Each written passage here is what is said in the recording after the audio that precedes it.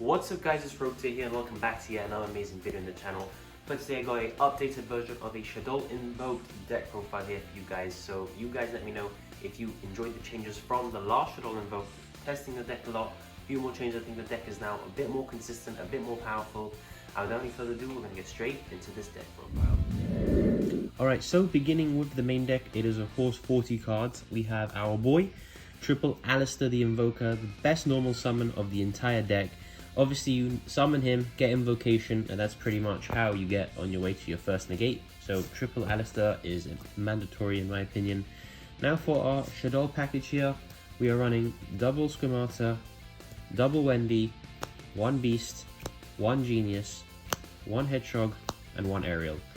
I would like to play more Shaddolls, but I want to keep the deck at 40 cards, and I'm trying to keep the Shaddolls to a minimum because as good as they are, you don't want to see too many in your opening hand because you can clog up with Shaddolls. So in my opinion, I'm just playing the most important ones. Aerial is a blowout if you manage to banish 3 cards from your opponent's grave. Hedgehog adds you multiple cards. Genius, I've added because if you send to a Shaddoll fusion, you can sort of force your opponent to either negate this or lose the negate. So that's why I'm playing Genius. Beast just to draw cards. Wendy and Schemata basically go hand in hand. Basically just special any Shaddoll you want out the deck. So that is the Shaddoll package I am playing. Of course I said it's 40 cards, so not that many. And for the hand traps here, we've got Triple Gamma and the one driver. Apart from him being absolutely insane, he is also a light. So once you've gone for your first Gamma, the other 2 Gammas in your deck are not actually dead because with Shaddoll Fusion, it's a light target for Construct. So very, very nice there. We're also getting Triple Ash, just because, you know, Ash is just absolutely amazing no matter the matchup. And then Triple Droll, just because Droll is also very, very good, especially against Drytron. Basically just ends their turn. For the spells, we got Triple of the Magical Meltdown. Basically just adds you Alistair and makes it so that your opponent cannot negate your fusion summons, which is crazy. We got double Shaddoll Fusion. The fact you can send materials from your deck to the grave is insane. The only thing that's bad about this card is that it can be ashed even if you're not using materials from your deck. We've got Triple Super Poly. Basically another blowout card, cannot be responded to, just absorb your opponent's monsters and turn them into free advantage for you. Just crazy. Double Invocation.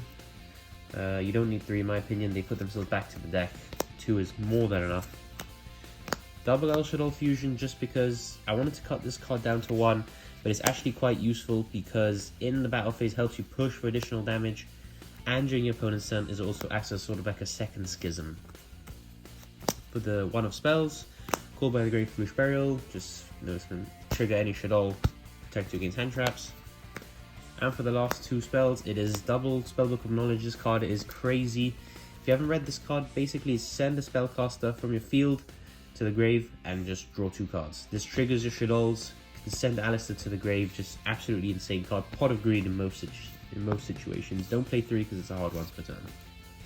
For the traps, we've got the 1 Schism and the 1 Incarnation. This is basically just mandatory in any Shaddoll list. So that is it. That is the main deck. That is 40 cards. Let us now move on to the extra deck. Okay, so for the extra deck, we are playing 1 Borrelsword Dragon.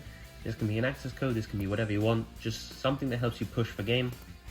1 Artemis. I'm playing Artemis because you can normal summon Alistair and then turn it into Artemis, use Spellbook of Knowledge, send Artemis to the grave, and draw 2 cards. And it's also a light, so that basically is a free Merkaba right there. 1 Gravity Controller as the last link. Play him because summon your Shaddolls in the extra monster zone, summon him, get your Shaddoll effects. For the Invoked Fusions, we're playing double Merkaba, just because he's the best one, Omni Negate of anything, by pitching a card. 1 Purgatrio. Turn your opponent's ashes into fodder for your OTKs. And 1 Ugnoides, I think is how you pronounce the name. Basically just helps you pop cards and gain attack and again push the game. For the Shaddoll Fusions, we've got double Construct, double App Clone, double Winder. I think this is very, very mandatory. Winder is just an outer win against most decks. App Clone gives you access to Schism, and Construct is just Bay.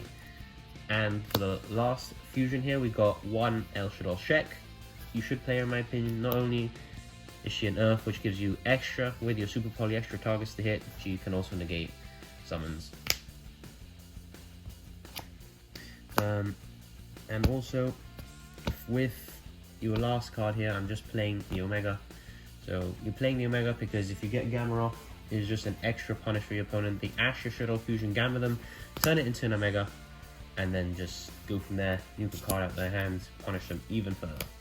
That's the end of the Shaddoll deck list, guys. I hope you guys did enjoy my take on the Shaddoll-Invoked deck. 40 cards, as I said, as consistent as possible. I made it. Of course, a lot of changes can be made. You can add Dogmatica. If you guys want to see Dogmatica, make sure you leave a like and subscribe down below. Leave a comment down below saying what you would change, and I'll catch you in the next one.